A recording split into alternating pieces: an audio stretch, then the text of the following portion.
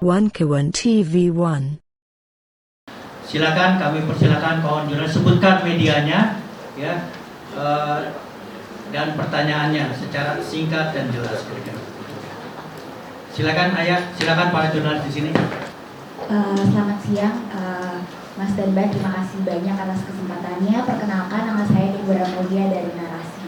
Jadi dalam kesempatan kali ini saya ingin minta tanggapan Mas dan Mbak sebagai aktivis 98 terkait dengan pertemuan dari Pak Budiman dengan Pak Prabowo. Berdasarkan wawancara kami beberapa waktu lalu, kami sudah mengkonfirmasi kepada beliau bahwa beliau sudah meminta izin gitu secara langsung dengan aktivis 98 terkait dengan pertemuan itu. Ingin minta bagaimana tanggapannya akan hal ini. Terima kasih banyak.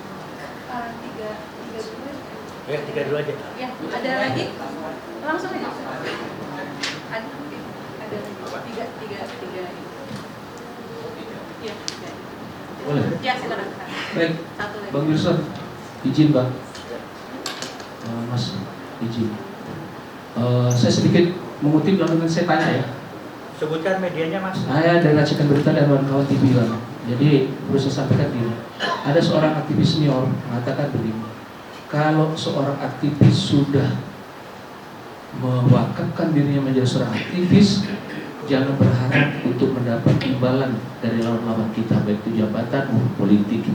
Jadilah orang aktivis yang baik hingga dia mati dengan membawa nama yang baik. Saya dengar langsung dari sini. Pertanyaannya begini, Mas Budiman Sujatmiko kan baru beberapa hari yang lalu ya dia bertemu dengan Prabowo ya. Pertanyaan saya, apakah PRD dulu tidak mencegah Mas Budiman gabung dengan PDI Perjuangan? Itu saja. Ada lagi? Satu lagi? Oke, kalau nggak ada langsung dijawab aja, Mas Bung Petrus sama Gus Lili.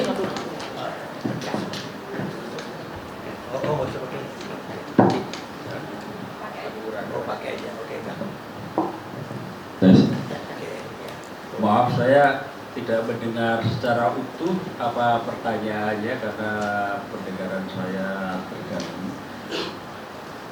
Tapi ada catatan di sini. Pertanyaan pertama dari Narasi, tanggapan pertemuan BDE Budiman Sujatmiko dengan Prabowo Subianto yang saat ini menjadi capres dari Partai Gerindra.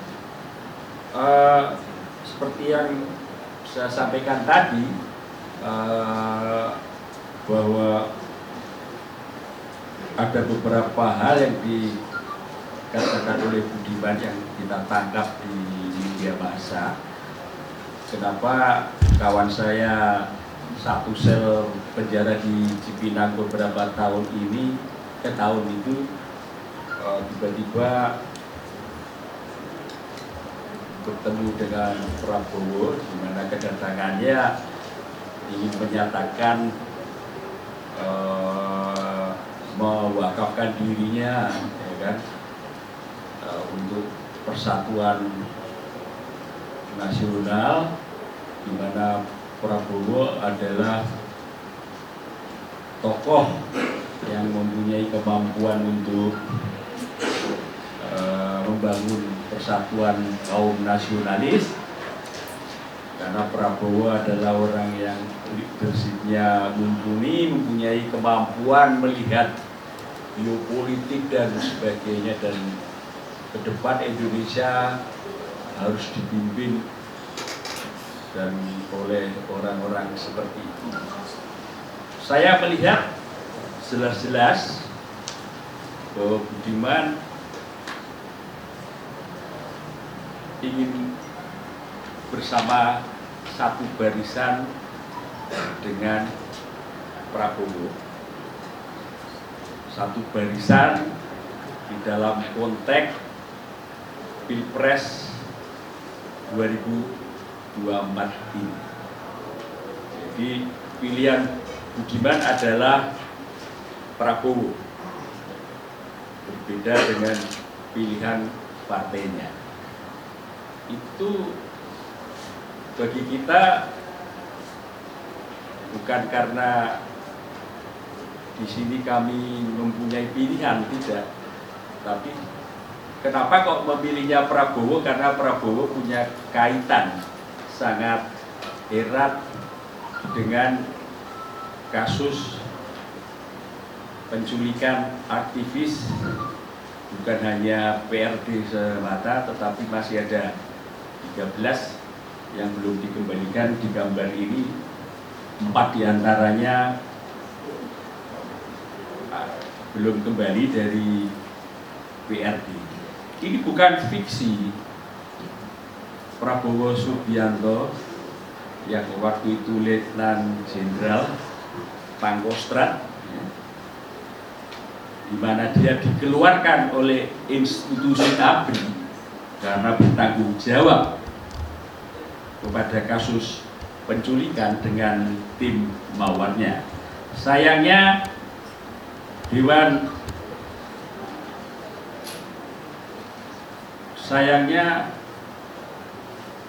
Kehormatan Perwira secara eksplisit di media mengatakan ewuh pekewuh karena Prabowo adalah mantu Soeharto, sehingga jalan tengahnya hanya dikeluarkan, dipecat secara tidak hormat dari kemiliteran. Dan Prabowo waktu itu lari ke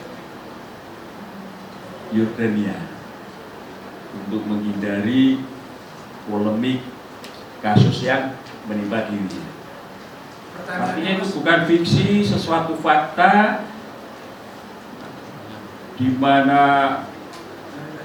selama Budiman menjadi aktivis, mulai dari sebelum di penjara, karena Prabowo dulu adalah Kopassus juga, dia juga melakukan beberapa kasus pelanggaran HAM di luar pendidikan. Keluar dari penjara juga Budiman, kalau dilihat di Google, pernyataan-pernyataan terhadap kasus penculikan juga ada.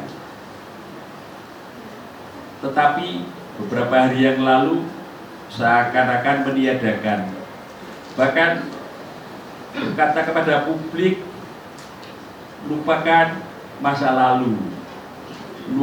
Berarti lupakan apa yang dilakukan oleh Prabowo Subianto semasa Orde Baru.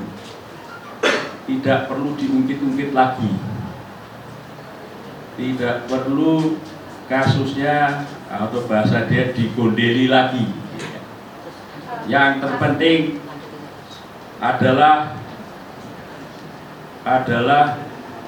persatuan nasional. Melanjutkan kepemimpinan Jokowi butuh persatuan, dan Prabowo adalah orang yang tepat. Itu sangat menyakitkan diri pertama saya, karena teman satu sel, teman makan bersama, tempat tidurnya juga sama, berdebat dalam suasana yang sama, bertahun-tahun dikelilingi tembok. Kalau malam kami hanya ada dalam sel yang sempit itu, kalau hujan dingin, kalau panas ya panas, nyamuknya juga minta ampun. Di situ adalah kehidupan yang rasanya susah kami lupakan. Itu pertama pribadi saya. Kedua adalah kami yang bersama dia membesarkan nama Budiman Sujatmiko sehingga menjadi salah satu tokoh gerakan reformasi.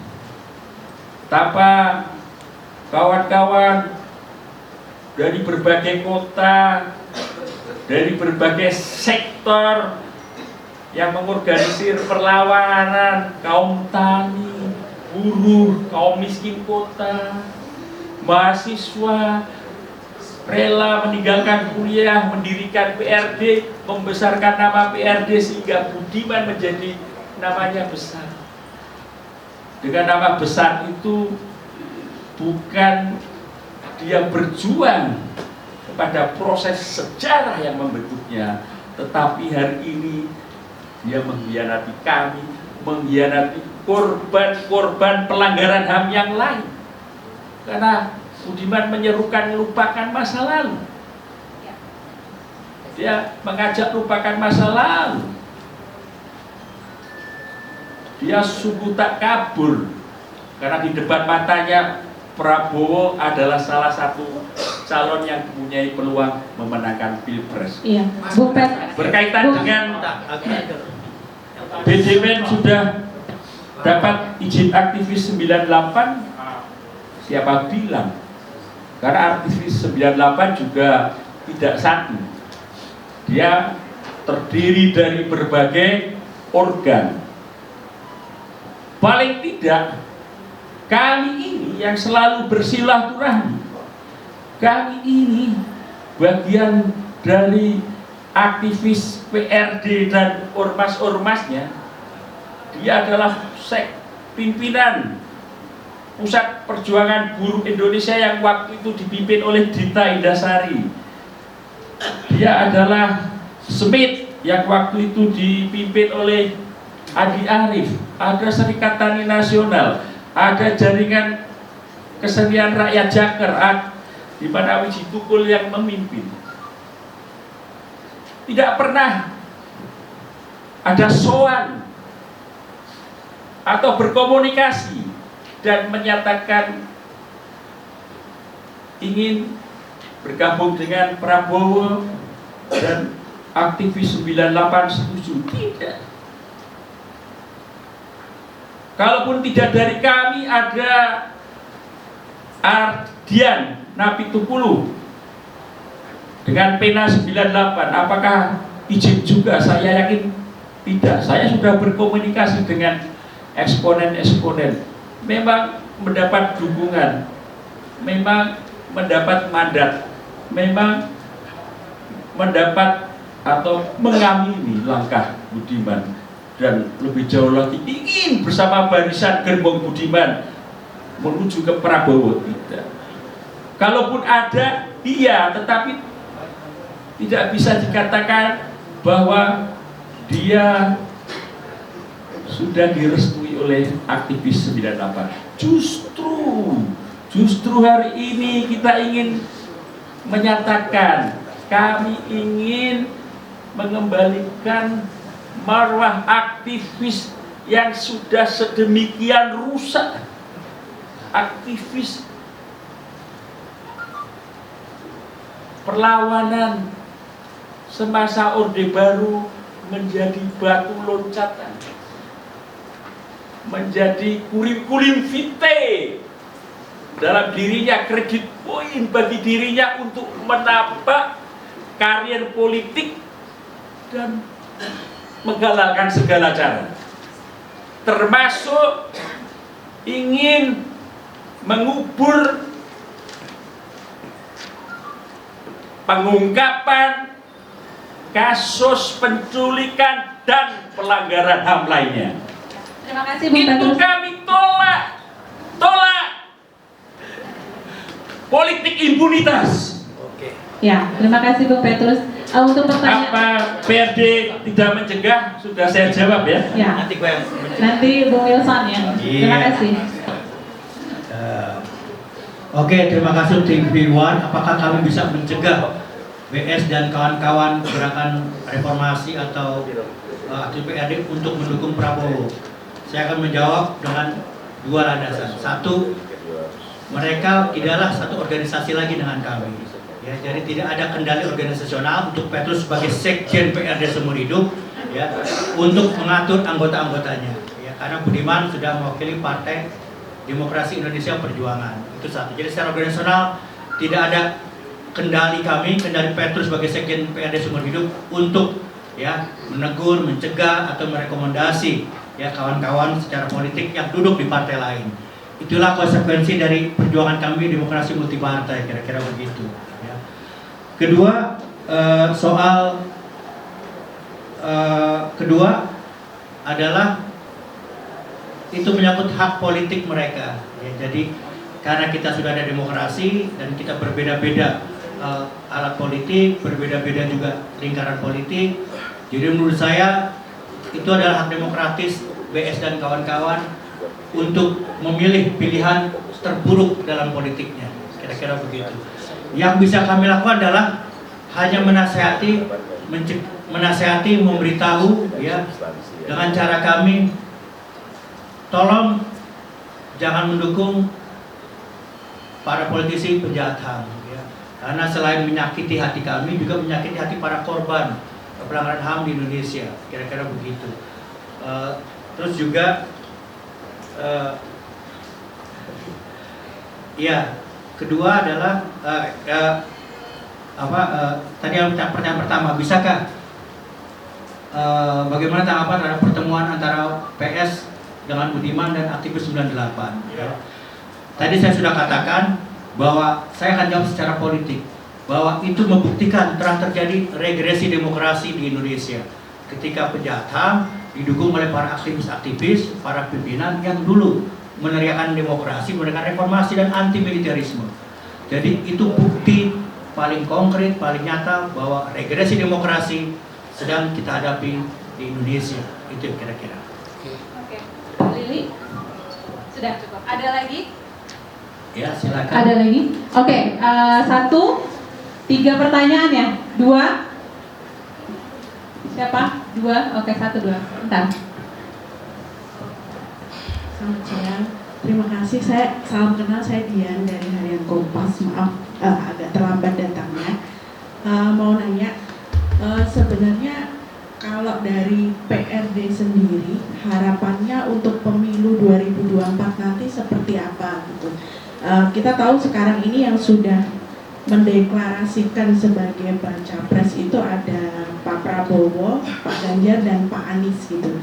Ya kita semua tahu di agenda reformasi 98 itu memang jangan lagi ada impunitas dan penegakan hukum ya. Nah mungkin lebih ditekankan lagi nilai yang diperjuangkan oleh PRD ini dengan situasi politik kita sekarang ini seperti apa gitu. Kemudian yang kedua terkait pernyataannya Mas Budiman Sujatmiko, itu saya tadi pagi menyimak podcast, itu dia bilang kalau kebebasan itu udah berhasil dicapai oleh Indonesia pasca reformasi 98. Nah, seharusnya generasi muda dan penerus ini memikirkan tentang bagaimana membuat Indonesia menjadi negara maju gitu, kira-kira dia bilang seperti itu. Sehingga harus dilanjutkan pembangunan yang bagus yang sudah dicapai di era Presiden Jokowi ini. Nah, tanggapannya gimana? Itu aja, terima kasih. Selamat siang, Bapak Ibu. Saya Rizky, bukan dari media pribadi.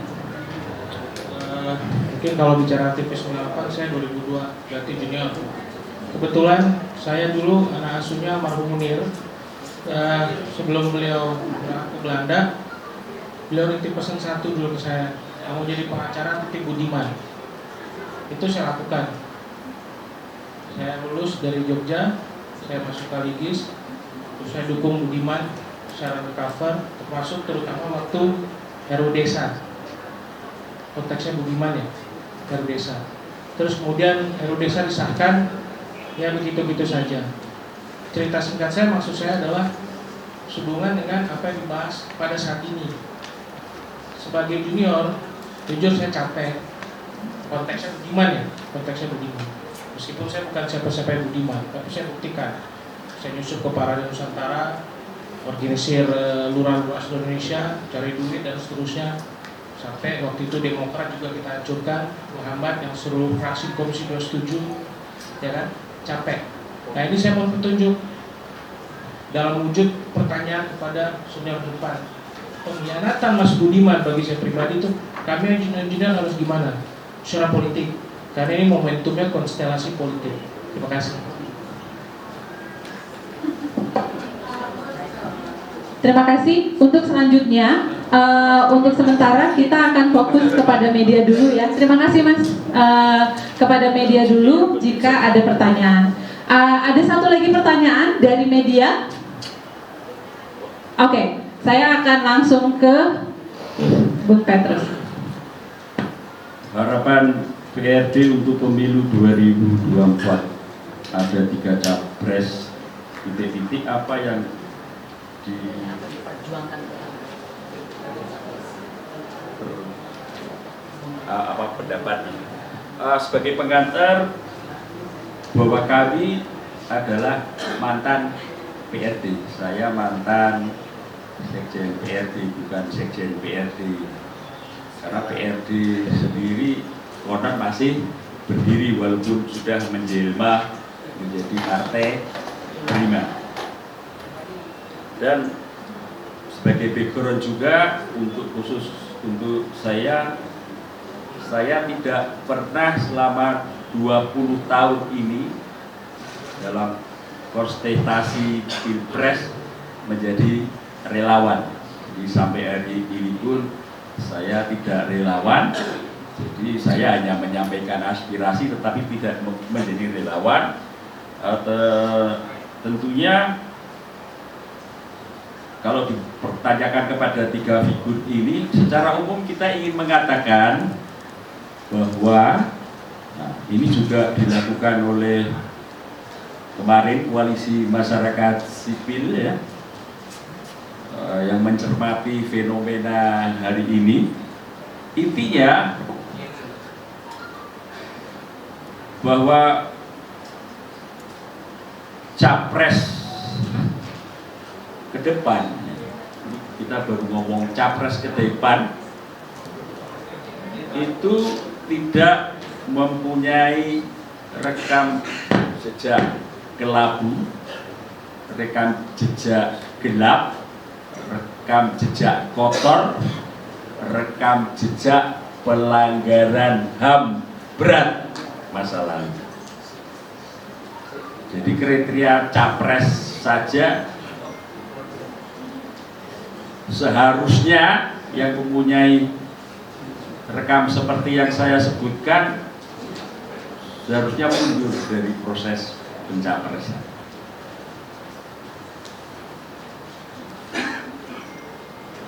Karena kita akan memasuki sebuah masa depan. Kalau persoalan masa lalu tidak diselesaikan, bagaimana kita membangun masa depan?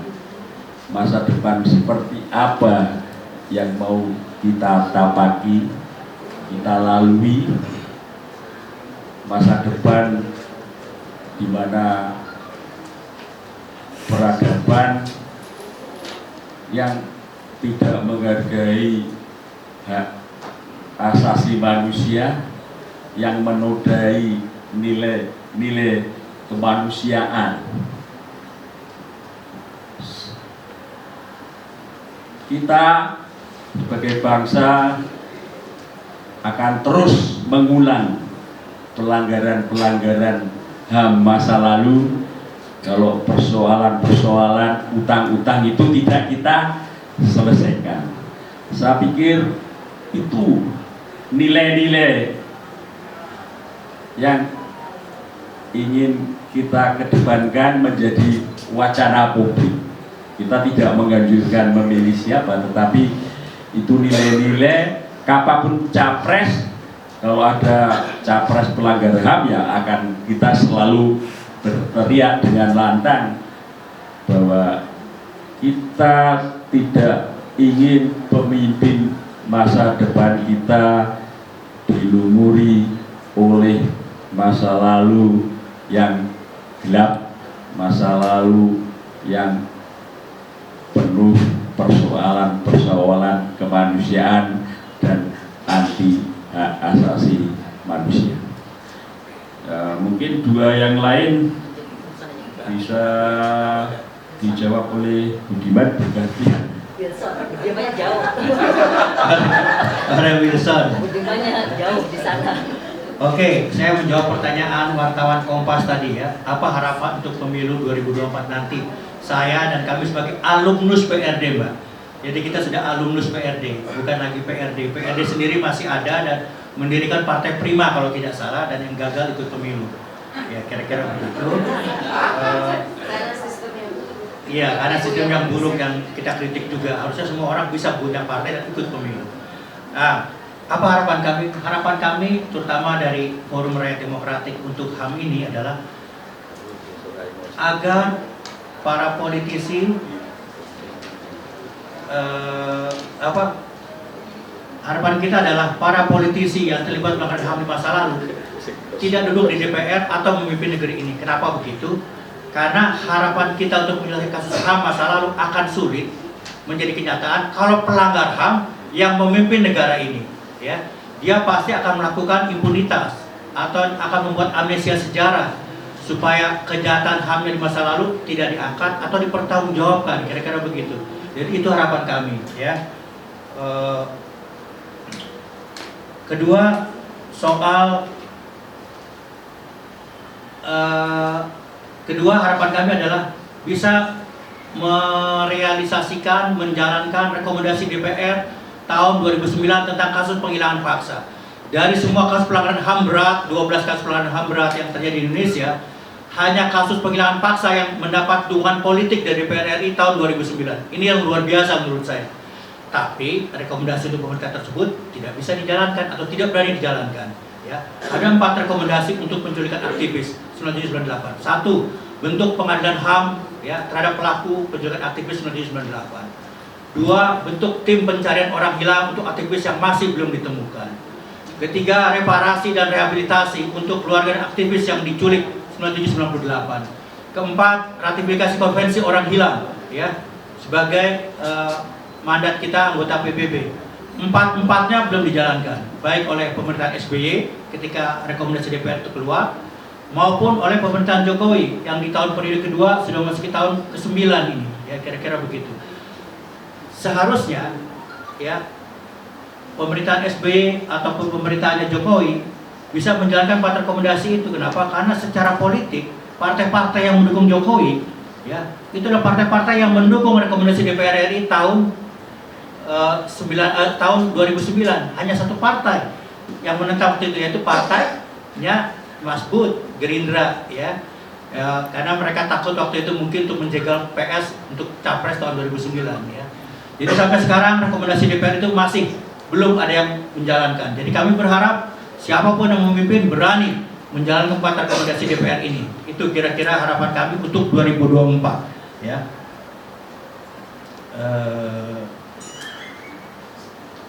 Terus soal ini zaman sudah bebas, anak-anak muda memikirkan masa depan saja, ya, tidak perlu melihat ke belakang. Menurut saya pandangan ahistoris ini mirip dengan para jenazah berdamai dengan masa lalu. Mari kita melangkah ke depan. Tapi di balik kata-kata indah itu, mereka ingin tidak bertanggung jawab sebetulnya terhadap apa yang mereka lakukan di masa lalu terhadap rakyat Indonesia dalam bentuk pelanggaran HAM. Ya, menurut saya apa yang dilakukan BDS itu sangat berbahaya sekali. Ya, kita ingat kata-kata Bung Karno yang sangat legendaris dan sering dikutip oleh BS juga. Jangan sekali-sekali lupakan sejarah jas merah. Berarti BS itu udah gak pantas pakai jas merah lagi sekarang. Dia tidak pantas lagi mengutip Soekarno sebagai seorang nasionalis, ya.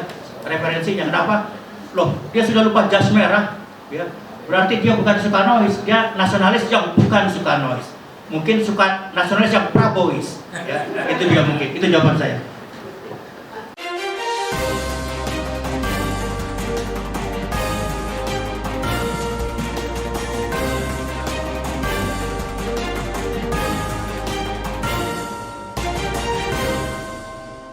One Kawan TV 1